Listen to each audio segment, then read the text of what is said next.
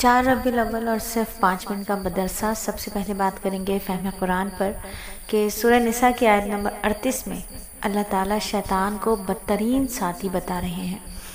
شیطان کا برا ساتھی ہونا بتایا اللہ تعالیٰ نے کہ شیطان جس کا ساتھی بن جائے وہ تو بدترین ساتھی ہوتا ہے۔ قرآن یہ بتا رہا ہے کہ شیطان برا ساتھی ہے اور شیطان کا ایک کام جھگڑا کروانا ہے۔ وہ انسان میں جھگڑا کروانے کا بہت خوش ہوتا ہے، جھگڑا کروا کر معمولی بات پر بڑے بڑے جھگڑے کروا دیتے ہیں، جس کی وجہ سے معاشرے کا امن و سکون برباد ہو جاتے ہیں اور دل کا سکون بھی ختم ہو جاتا ہے۔ تو جب بات ہو شیطان کے بدترین ساتھ کی، تو پھر قرآن کے احکامات کے ساتھ ساتھ نبی صلی اللہ علیہ وآلہ وسلم کے مبارک فرمان بھی سمجھ لینا چاہیے کہ شیطان کی کوشش کیا ہے؟ جھگڑا کروانا۔ آپ صلی اللہ علیہ وآلہ وسلم کا مبارک ارشاد ہے کہ شیطان اس بات سے مایوس ہو چکا ہے کہ نمازی اس کی پوجا کریں، لیکن وہ انہیں لڑنے پر اکساتا ہے۔ یعنی نماز پڑھنے والا جو ہے نا، وہ نماز نہیں چھوڑ سکتا، نماز تو نہیں چھوڑ سکتا، نماز پڑھتا ہے وہ تو۔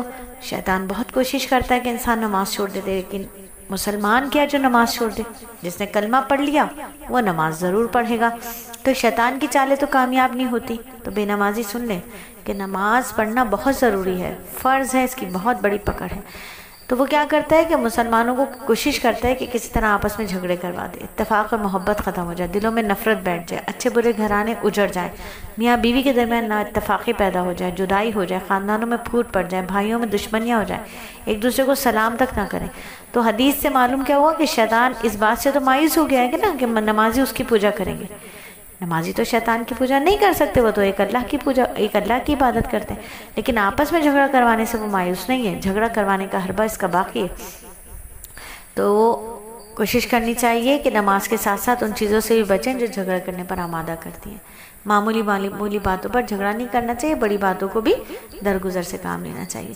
تو شیطان اور اس کے لشکر سے بچنے کی دعا کرتی رہنا چاہیے کہ اللہ، میں ابلیس اور اس کے لشکر سے بچنے کے لیے تیری پناہ میں آتی ہوں۔ جب کوئی شخص مسجد سے نکلنے کا ارادہ کرتا ہے نا، تو شیطان کا لشکر جو ہوتا ہے وہ ایک دوسرے کو بلا کر اس طرح اکٹھے ہو جاتے ہیں جیسے شہد کی مکھیاں اپنی ملکہ کے گرد اکٹھی ہو جاتی ہیں۔ جیسے ہی وہ شخص مسجد سے نکلتا ہے اور مسجد سے نکلتے وقت وہ کی دعا مانگ لیں تو شیطان اس کو کچھ نقصان نہیں پہنچاتا۔ اسی طرح ہم خواتین بھی اپنی بیت المسجد سے نکلتے وقت یہ دعا مانگ لیں، ٹھیک ہے، تاکہ ہم شیطان کے حملے سے محفوظ رہیں۔ تو نصیحت کیا ہے کہ شیطان کا جھگڑا کروانے کا ایک طریقہ ہے کہ جھگڑے کا طریقہ عام طور پر سنائی باتوں پر عمل کرنا ہے۔ کسی تیسرے نے ایسی بات کر دی، بھائی میں جھگڑا ہو گیا۔ کسی گھر میں کسی فرد نے ایسی بات کر دی جس کی وجہ سے میاں بیوی میں جھگڑا ہو گیا۔ بیوی نے کوئی بات کری جس کی وجہ سے شوہر اپنی ماں سے جھگڑنے لگا۔ اسکول میں کسی طالب علم سے کوئی بات ہو گئی، استاد سے متنفر ہو گئے۔ ادارے میں ملازم سے بات ہو گئی، دوسرا ملازم ادارے کے بڑے جھگڑے پر تل گیا۔ تو کسی بات کے بارے میں کوئی بات کرے تو یک طرفہ طور پر فوری طور پر سن کر فیصلہ نہ کریں، نہ یقین کریں۔ جب تک خود تحقیق نہ کر لیں، جھگڑا نہ کریں، اور تحقیق کرنے کے بعد بیٹھ کر بات کریں، ٹیبل ٹاک کریں، تو انشاءاللہ کیا ہوگا؟ جھگڑوں سے بچ جائیں گے، دلوں میں کسی کے بارے میں بدگمانی پالنے سے بچ جائیں گے انشاءاللہ۔ تو کریں گے نا عمل انشاءاللہ تعالی۔